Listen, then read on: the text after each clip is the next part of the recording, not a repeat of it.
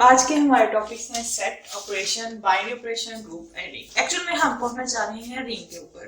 तो रिंग पे जाने से सबसे पहले हमें सेट पता होना चाहिए, सेट क्या है। सेट के बाद हमें उसके बाद पता होना चाहिए ऑपरेशन क्या है। ऑपरेशन के बाद बाइनरी ऑपरेशन क्या होते हैं और ग्रुप क्या होता है, फिर रिंग क्या होता है। आज हम इन सबको स्टडी करेंगे। सेट सेट आप एक्चुअल में हमारे पास छोटी क्लासेस में हम पढ़ते रहते हैं। सेट हमारे पास होता है कलेक्शन।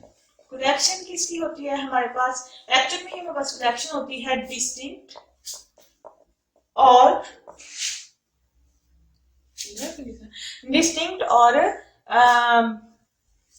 वेल डिफाइंड ऑब्जेक्ट्स की। आज तक कोई भी हमें वेल डिफाइंड की एग्जैक्ट डेफिनेशन नहीं बता सका। Well defined, what is well defined and distinct. Distinct हमारे पास होती है डिफरेंट, मुख्तलिफ, एक जैसे ना हो। लेकिन जो वेल डिफाइन होता है, वेल डिफाइन को समझने के लिए मैं आप लोगों को एग्जांपल बताती हूँ। वो एग्जांपल आप लोगों को उससे बिल्कुल समझ आ जाएगी। अब बहुत सारे लोग होते हैं वेल डिफाइन।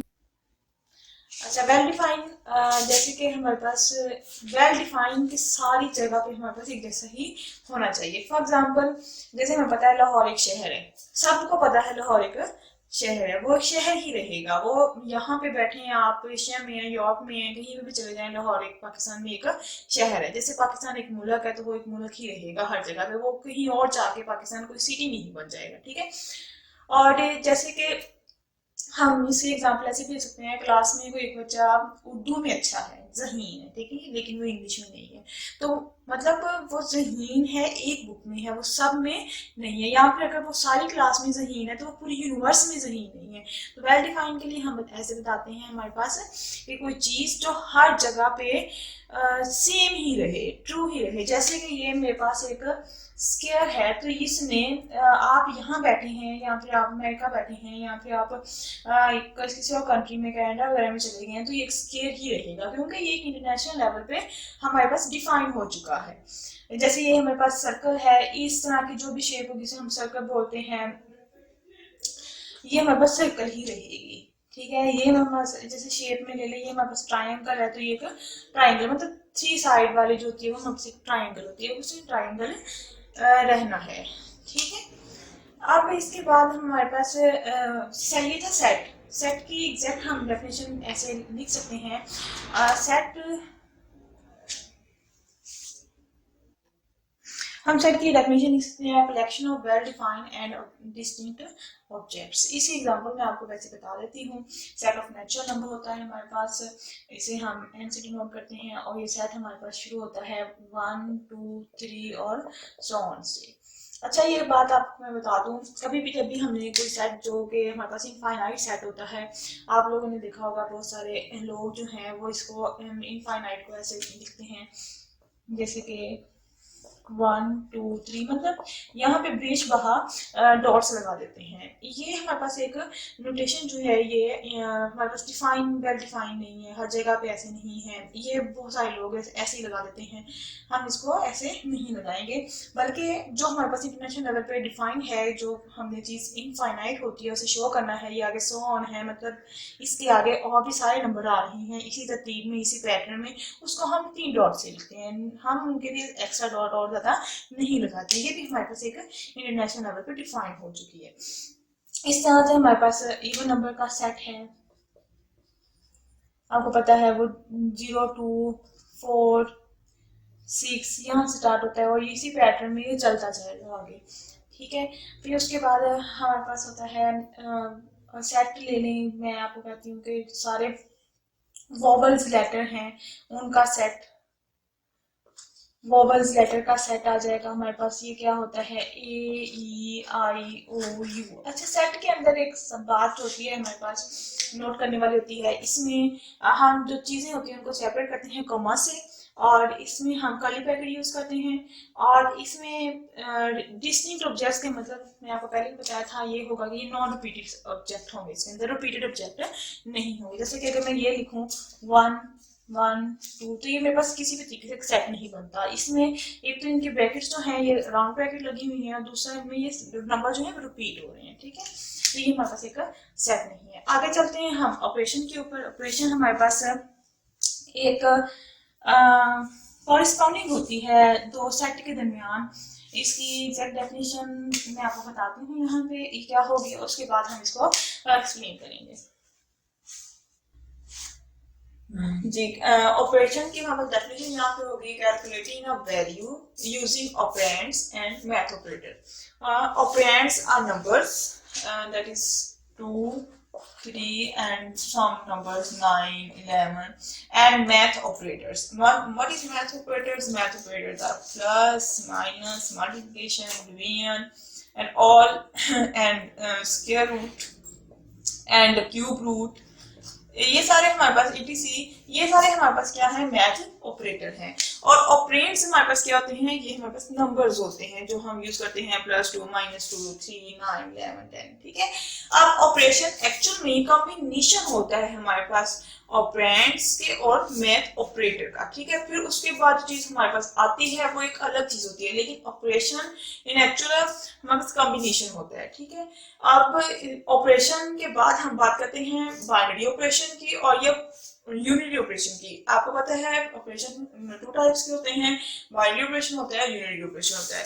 बाइनरी ऑपरेशन नाम से ही हमें पता चल रहा है कि बाइनरी है, बाइन, तो ये हमारे पास क्या है, बाई का मतलब दो, ठीक है। दो चीजों को मिला के जो एक हम दो चीजों को मिला के करते हैं, जो दो चीजों के ऊपर करते हैं हम, वो हम उसे बोलते हैं बाइनरी ऑपरेशंस। तो बाइनरी ऑपरेशन हमेशा किसी भी सेट के दो एलिमेंट के ऊपर अप्लाई होता है। For example plus, minus, multiplication and division, they are all binary operations. For example 2 + 3, answer is 5.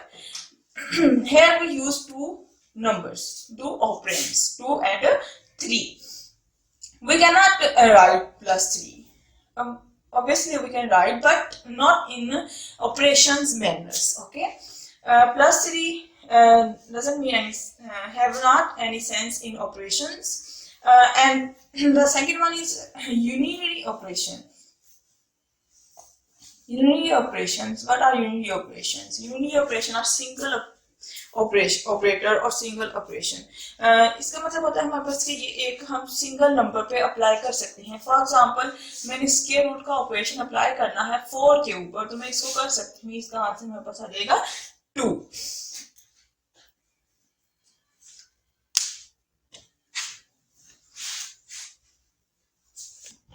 Unitary operation इसके बाद आ जाएगा वो, जैसे मैंने पहले आपको बताया है कि जैसे हमें स्क्वायर रूट लेना हो किसी भी नंबर का, तो वो हम किसी एक सिंगल नंबर का ले सकते हैं। इन शॉर्ट हम बता सकते हैं कि यूनिटरी ऑपरेशन एक वो ऑपरेशन होता है जो हम किसी भी सिंगल नंबर के ऊपर कर सकते हैं। आगे हमें बताते हैं ग्रुप्स। ग्रुप हमारे पास एक छोटी चीज नहीं है, इसमें पूरी की पूरी यूनिवर्स हमारे पास है। ग्रुप के अंदर बहुत सारे एग्जाम्पल, ग्रुप के अंदर बहुत सारे ऑपरेशन और बहुत सारी चीजें हम इसके अंदर लेके आ सकते हैं। मतलब इसको एक पेज पे कवर करना ग्रुप को टफ टास्क है हमारे पास, ठीक है। लेकिन फिर भी मैं आपको इसकी थोड़ी सी डेफिनेशन बता देती हूँ। हमारे पास ग्रुप होता एक्चुअल में क्या है। जब हम सेट की बात करें तो सेट के ऊपर भी हमारे पास दो कंडीशंस थी। एक कंडीशन हमारे पास थी कि वो वेल डिफाइंड ऑब्जेक्ट हो, दूसरी हमारे पास थी डिस्टिंक्ट ऑब्जेक्ट हो। लेकिन जब ग्रुप आता है हमारे पास, तो हमारे पास जो इसके ऊपर कंडीशंस होती हैं वो ज्यादा हो जाती हैं। दो कंडीशन तो हमारे पास सेट वाली ही रहती हैं। हम कहते हैं ग्रुप जो होता है हमारे पास a set having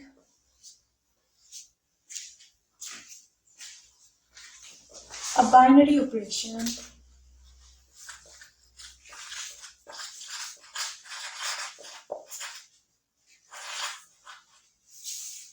a set having a binary operation defined some properties.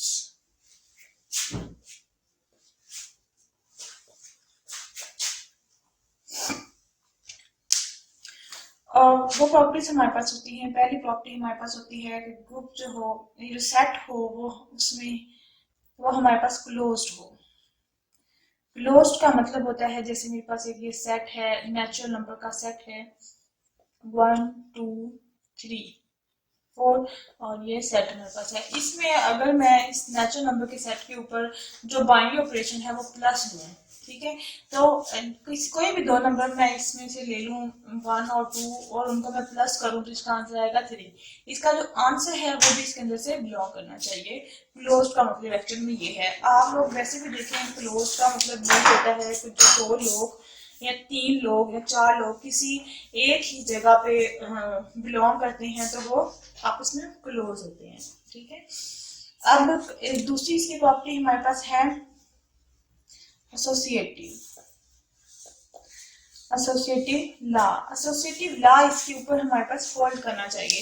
Associative law क्योंकि बहुत सारे बच्चे इसको बचपन में पढ़ चुके होते हैं और ये हमारे पास होता है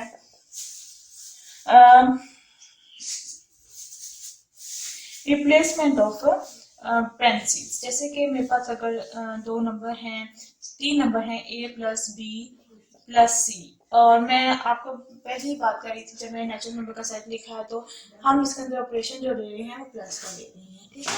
अब इसमें अगर मैं पहले a और b को प्लस कर लूँ, बाद में इनमें c प्लस कर दूँ, तो उसका भी आंसर वही आएगा जो मैं पहले b प्लस c को जमा करूंगी और फिर इसमें a को जमा करूंगी। ठीक है। ये हमारे पास होती है एसोसिएटिविटी ग्रुप के अंदर। ये दूसरी प्रॉपर्टी थी।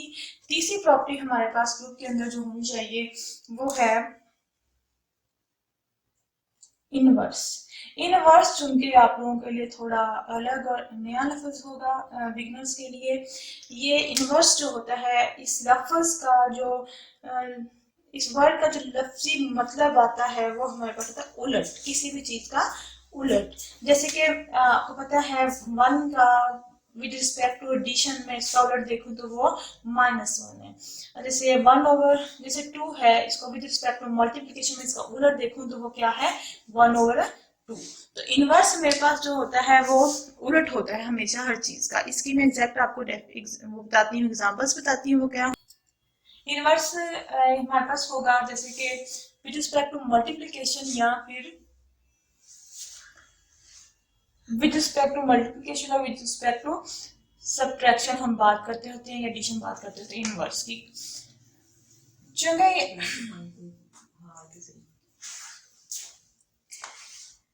जैसे कि नंबर है 1 प्लस 1 है, इसका इनवर्स मेरे पास होगा -1, और जब मैं इनको ऑपरेट करूंगी ना तो ये मेरे पास आंसर जो आना चाहिए वो 0 आना चाहिए। 0 क्यों आना चाहिए? क्योंकि मैं प्लस की बात कर रही थी, पहले भी मैंने नेचुरल नंबर का सेट लिया, मैं प्लस की बात कर रही हूँ।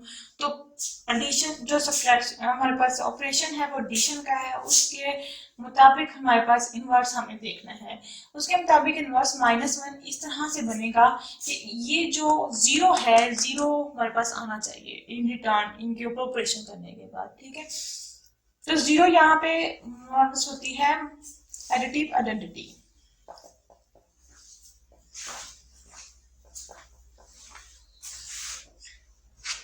अच्छा नहीं बंद का इन भला। नेक्स्ट हमारे पास है ग्रुप। चूंकि पहले तो हमने जो सारी डेफिनेशंस पढ़ी हैं वो एक ओवरव्यू था किस लिए ग्रुप तक पहुंचने के लिए। ठीक है।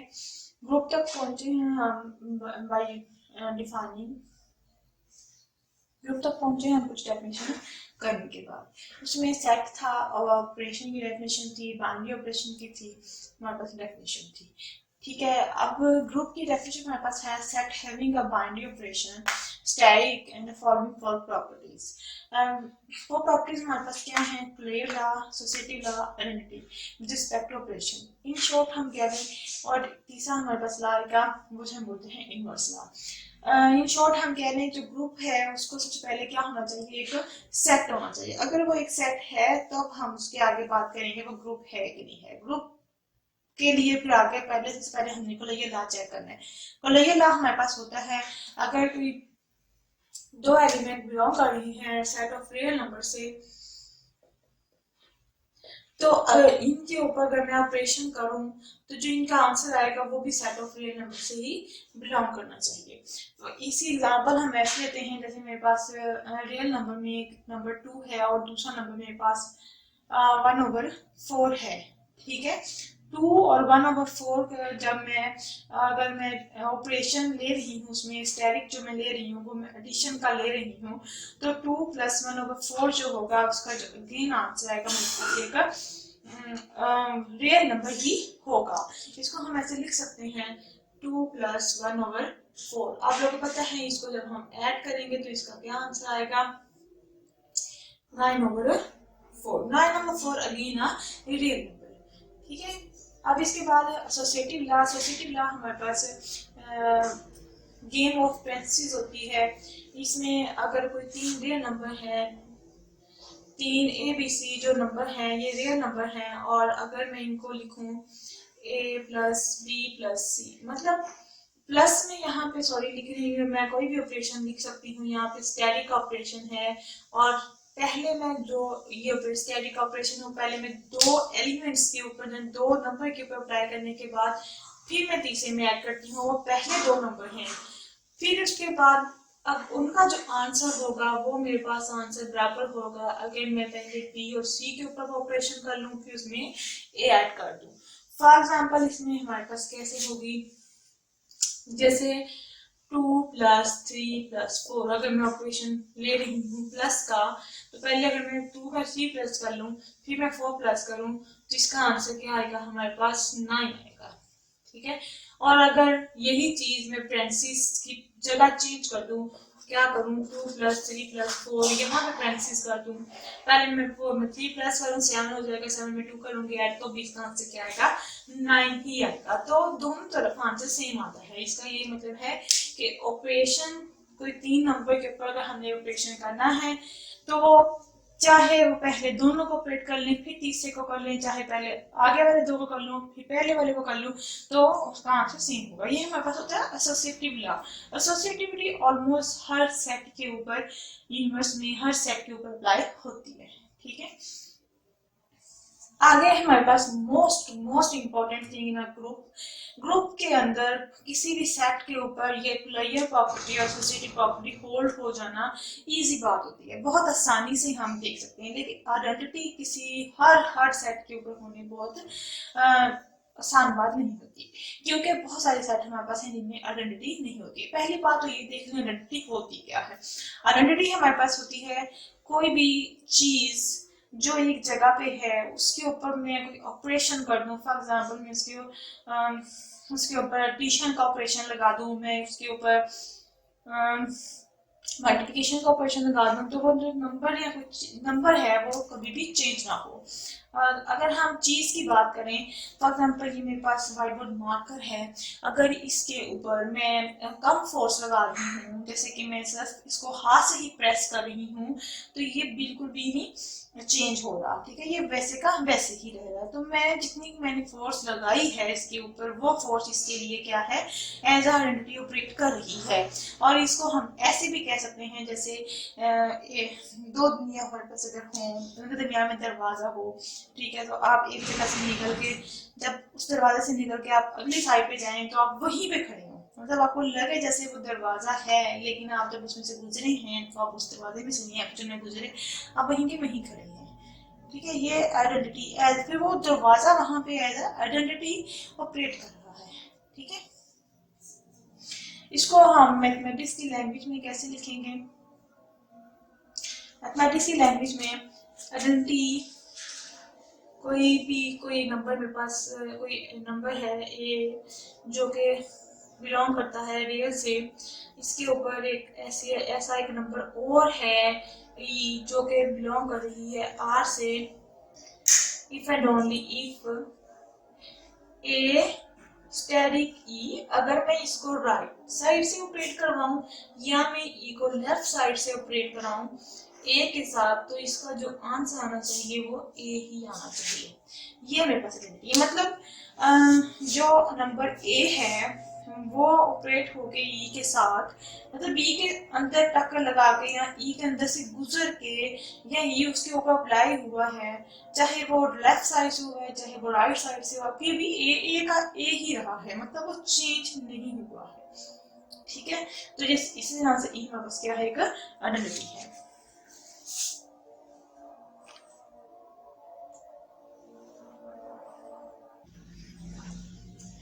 आगे हमारे पास फोर्थ प्रॉपर्टी जो है वो ये है इनवर्स ऑफ ईच एलिमेंट, मतलब उस सेट के अंदर हर एलिमेंट का इनवर्स मौजूद होना चाहिए। इनवर्स हमारे पास होता है उलट, किसी भी चीज का उलट। जैसे जैसे मेरे पास ये इनवर्स मैथमेटिक्स में हम देखते हैं with respect to operation. Operation देखेंगे हम प्लस का है, माइनस का है, या फिर मल्टीप्लिकेशन का है, किसका ऑपरेशन है। ऑपरेशन के लिहाज से इनवर्स को हम चेक करेंगे। वैसे इसकी हम एग्जैक्ट डेफिनेशन बता देंगे, हम बात यहाँ से होगी इनवर्स ऑफ ईच एलिमेंट का मतलब क्या है। कोई एक एलिमेंट है जो कि रियल नंबर से बिलोंग कर रहा है, इसके कॉरस्पॉन्डिंग मुझे एक एलिमेंट ए इनवर्स मिलेगा, वो भी उस ही सेट में से बिलोंग करना चाहिए जिस सेट में से ए बिलोंग कर रहा है। और इसमें इफ एंड ओनली की बात होती है। ए को इनवर्स के साथ मैं लेफ्ट साइड से ऑपरेट करवा दूं, या फिर मैं ए को इनवर्स के साथ राइट साइड पे ऑपरेट करवा दूं। इसका आंसर जो आएगा वो मेरे पास एक आइडेंटिटी एलिमेंट आएगा। तो यहाँ पे मैं वो आइडेंटिटी एलिमेंट ई लिख देती हूँ, जैसे मैंने आइडेंटिटी एलिमेंट ऊपर आइडेंटिटी रिस्पेक्ट ऑपरेशन वाले में लिखा था। सॉरी, यहाँ पे मैंने लिखना है ए, ठीक है, मिस्टेक है यहाँ पे। अब इस चीज को समझना कैसे है हम लोगों ने, किसी भी सेट के ऊपर या किसी भी सेट को चेक करते हुए कि वो ग्रुप है कि नहीं है, सबसे पहले हम उसमें देखेंगे आइडेंटिटी क्या है। आइडेंटिटी के लिहाज से जब उसके अंदर आइडेंटिटी होगी तभी हम उसके इनवर्स की बात करेंगे। फिर हमने किसी एक सिंगल एलिमेंट के इनवर्स की बात नहीं करनी। अगर हमने सेट में फाइनाइट नंबर है या इनफाइनाइट नंबर, हमने हर नंबर की ही बात करनी है कि वो उसका इनवर्स है कि नहीं मौजूद। अब जैसे कि मेरे पास 2 है जो कि सेट ऑफ रियल नंबर से बिलोंग कर रहा है, सेट ऑफ रियल नंबर से ही मेरे पास -2 भी बिलोंग कर रहा है। जब मैं रिस्पेक्ट टू एडिशन की बात करती हूँ, 2 में मैं प्लस करती हूँ -2, और ये चाहे मैं राइट साइड से, अब मैं लेफ्ट साइड से कर रही हूँ तो भी इसका आंसर क्या आएगा 0। अगर मैं इसको राइट साइड से प्लस करूंगी तो भी इसका आंसर क्या आएगा 0 ही आएगा। तो ये प्लस -2 जो यहाँ पे है ये क्या है, 2 का इनवर्स है। तो सेट ऑफ रियल नंबर के अंदर जब हम इस प्रॉपर बात करेंगे set of real number group है कि नहीं है, तो मैं आप लोगों को बताऊंगी कि कैसे हर एलिमेंट का इनवर्स एग्जिस्ट करता है यहाँ पे। तो ये था हमारे पास ग्रुप के ऊपर 4 प्रॉपर्टीज थी, colloidal law, associative law, identity and inverse. अब यहाँ पे लॉस्ट वाले में सबसे इम्पोर्टेंट बात ये देखनी कि पहले उसमें आइडेंटिटी एलिमेंट है कि नहीं है। अगर इसमें आइडेंटिटी एलिमेंट है तो आपने इनवर्स की बात करनी। जब आइडेंटिटी एलिमेंट ही उसके अंदर नहीं है तो हम आगे चौथी बात करेंगे ही नहीं, वो इनवर्स की हम बात कर ही नहीं सकते जब किसी भी सेट के अंदर आइडेंटिटी एलिमेंट नहीं होता। फॉर एग्जांपल अगर मैं एडिशन के लिहाज से बात करूं तो मेरे पास इवन नंबर का सेट ऐसा सेट है जिसके अंदर, सॉरी, ऑड नंबर का सेट ऐसा सेट है जिसके अंदर 0 नहीं होता। मतलब अगर मैं ऑड नंबर का सेट लिखूं यहाँ पे 1 3 5 7, इधर भी और नंबर का सेट लिखूं यहाँ पे तो आप लोग देख सकते हैं कि इसमें 0 नहीं है। तो विद रिस्पेक्ट टू एडिशन ये सेट जो है वो उसके अंदर मैं बाकी सारा कुछ चेक किए बगैर ही बता सकती हूँ कि ये ग्रुप नहीं बनाता विद रिस्पेक्ट टू एडिशन, ठीक है, क्योंकि इसमें आइडेंटिटी एलिमेंट ही नजर नहीं आ रहा, 0 ही नजर नहीं आ रहा। तो जब भी ग्रुप हमने चेक करना होता है तो सबसे पहली नजर उसमें हम देख लेते हैं कि आइडेंटिटी एलिमेंट है कि नहीं है। अगर उसके अंदर आइडेंटिटी एलिमेंट है तो फिर हम थोड़ा आगे काम स्टार्ट कर लेते हैं। कोलोइडल लॉ हो, मे बी उसमें कोलोइडल लॉ होल्ड करता हो, एसोसिएटिव लॉ है, मे बी वो होल्ड करता हो। फिर लेकिन जब उस पर आइडेंटिटी ही एलिमेंट नहीं है तो वो ग्रुप नहीं है। ग्रुप होने के लिए सेट के ऊपर चारों की चारों प्रॉपर्टीज होनी चाहिए। और फोर्थ प्रॉपर्टी मोस्ट इंपॉर्टेंट है, इसमें है कि इनवर्स जो है वो हर एलिमेंट का होना चाहिए। ईच एलिमेंट का मतलब है यहाँ पे ये बात हर एलिमेंट के लिए लागू होती है। ये नहीं है कि उसमें 2-3 नंबर का एलिमेंट का इनवर्स है और बाकी किसी का भी नहीं है। इवन उसके अंदर एक एलिमेंट का भी इनवर्स नहीं है तो वो हमारे पास सेट जो है वो ग्रुप नहीं बना रहा, ठीक है। रिंग की मैं आपको थोड़ी सी बात बताती चलूं। रिंग यहाँ पे क्या है, रिंग हमारे पास एक्चुअल में ग्रुप जो होता है उसके ऊपर मजीद प्रॉपर्टीज का हम इजाफा कर देते हैं, वो हमारे पास क्या होता है, रिंग होता है। रिंग के ऊपर जो हमने यहाँ पे ग्रुप जो होता है उसमें हम एक सिंगल ऑपरेशन डिफाइन करते हैं, और जो भी सेट जो होता है ना उसके जो ग्रुप बनाता है वो सेट एक्स जो ग्रुप बनाता है उसको हम लिखते हैं, डिनोट करते हैं इस तरह से कि ये एक्स सेट ने इस ऑपरेशन स्टैटिक के तहत क्या बना लिया है, ग्रुप बना लिया है। कहीं पे भी ऐसी नोटेशन आपको लिखी हुई मिल जाए इस तरह की, तो इसका मतलब है वो एक्स जो है वो एक सेट है, स्टैटिक जो है वो इसके ऊपर ऑपरेशन है और ये ग्रुप बनाता है। ये किसको डिनोट करता है, ग्रुप को डिनोट करता है। ठीक है, ग्रुप की एग्जांपल हमारे पास है सेट ऑफ रियल नंबर, ये में रिस्पेक्ट टू एडिशन भी ग्रुप बनाता है। Set of real number respect to multiplication भी ग्रुप बनाता है। Set of real number respect to division या आपकी सब्ट्रैक्शन, इस पे आप लोग चेक कीजिएगा कि set of real number with respect to subtraction and respect to division एक ग्रुप बनाता है कि नहीं बनाता, और अगर नहीं बनाता है तो उसके अंदर कौन सी ऐसी प्रॉपर्टी है जो कि उसे ग्रुप बनने नहीं दे सकती है। ठीक है, उसके बाद हम बहुत छोटे छोटे सेट की बात कर लें। सेट ऑफ नेचुरल नंबर हमारे पास जो है, और जो नेचुरल नंबर का सेट होता है वो हमारे पास, नेचुरल नंबर का जो सेट होता है वो हमारे पास रिस्पेक्ट टू मल्टीप्लिकेशन ग्रुप पर नहीं बनाता है। वजह क्या है इसके अंदर, सेट ऑफ नेचुरल नंबर के अंदर